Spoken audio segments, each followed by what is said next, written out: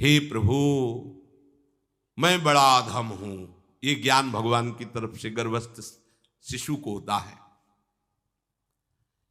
देखो स्वयं वो इतना कष्ट पा रहा है, फिर जब आप गर्भ हत्या करते हैं तो आपका पाप कितना बड़ा होगा सोचो।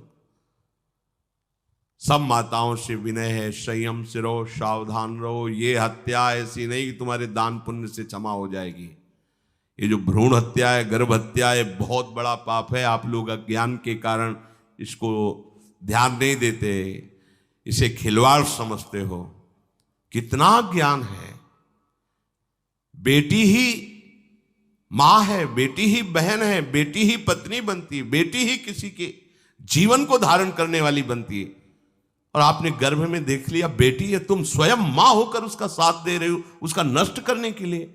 हमारी तो बात ही समझ में नहीं आती, क्या बुद्धि भ्रष्ट हो गई। अगर पुरुष का इतना महत्व है तो बेटियां ना हो तो तुम्हारी कौन सी गति होगी सोचो जरा।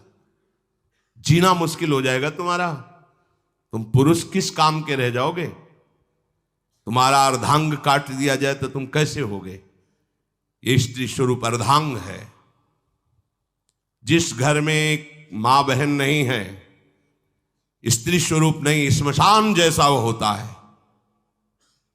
ध्यान दीजिए, ये बहुत बड़ी गलती है जो अपनी बेटियों की हत्या करते हैं। और ये वो पाप है जो अक्षम्य अपराध है। स्त्री हत्या करना शास्त्रों में बहुत बड़ा पाप कहा गया है। फिर वो तो बच्चा है, बिल्कुल नहीं।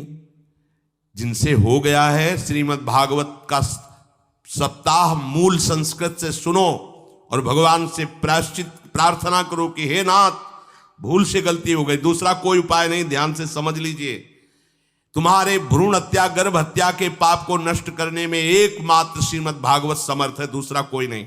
कोई दान पुण्य तीर्थ स्नान तुम्हें क्षमा नहीं कर पाएगा। यह ऐसा महापाप है।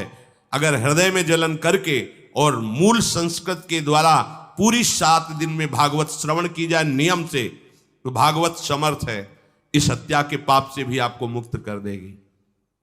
जिनके ऐसे हत्या हो गई हो करवा लो, नहीं तो बुद्धि आगे भ्रष्ट करके तुम्हें हरि गुरु से विमुख कर देगा। ये पाप ऐसा नहीं कि तुम्हें 2-4 माला घुमाने से क्षमा हो जाएगा। ये महत अपराध है। सबकी समझ में नहीं आता, समझ जाओ, नहीं तो आप जहां भी हो वहीं से भ्रष्ट कर देगा। ये अपराध नष्ट नहीं होगा, श्रीमद् भागवत की कृपा से नष्ट हो जाएगा। यह हमें बहुत विश्वास है। श्रीमद् भागवत सप्ताह की यह है ही महामहिम। प्रेत योनि को प्राप्त धुंधकारी को सीधे भगवत पार्षद स्वरूप देकर परम पद में आरूढ़ कर दिया। केवल 7 दिन की मूल संस्कृत एक भी श्लोक नहीं छूटना चाहिए। अगर सप्ताहिकी का पारायण हो तो इस भ्रूण हत्या गर्भ हत्या से भी निवृत्ति मिल जाए। अब वो जीव भगवान को पुकारता है, मैं बड़ा नीच अधम हूं।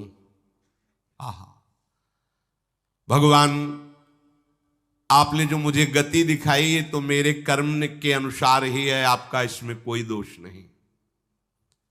हम लोग जब कष्ट भोगते तो भगवान से कहते हैं हमने तुम्हारा क्या बिगाड़ा। भगवान ने नहीं बिगाड़ा, तू खुद देख क्या बिगाड़ लिया अपना। करो पाप आचरण। अब देखो हमने तो जीवन में कोई पाप नहीं किया और कितने गर्भ हत्या की है, कितनी खिलवाड़ समझे हो। ये बिल्कुल भयावह चीज है, आप लोगों को नहीं। हम बार बार इसीलिए कह रहे कि भयावह वस्तु है, तुम्हें बहुत ऊंचाई से घसीट के भ्रष्ट कर देगी। बहुत होश में हो, भूल के कभी ऐसा न करना जहां तक हमारी आवाज पहुंचे, जहां तक सुनाई दे। गर्भ हत्या मत करना, संयम से रहो। इस तरह का व्यवहार मत करो कि तुम्हारा मनुष्य जन्म ही व्यर्थ चला जाए। इसमें तीनों को बराबर दंड मिलेगा। गर्भ हत्या कराने वाला, गर्भ हत्या की प्रेरणा देने वाला और गर्भ हत्या में सहयोग देने वाला, जो औषधि डॉक्टर या जो भी, तीनों को दुर्गति होगी। माता पिता प्रेरक और कर्ता। ऐसा नहीं कि आप डॉक्टर हो तो आपको गर्भ हत्या करने का अधिकार नहीं। आप डॉक्टर हो दूसरे के शरीर को स्वस्थ करके निरोग करने के लिए, हत्या करने के लिए नहीं। कोई भी हमारा संविधान ऐसा आदेश नहीं करता कि आप गर्भ हत्या कर दो। ना भागवतिक और ना भारतीय संविधान ऐसा संविधान आदेश नहीं करता।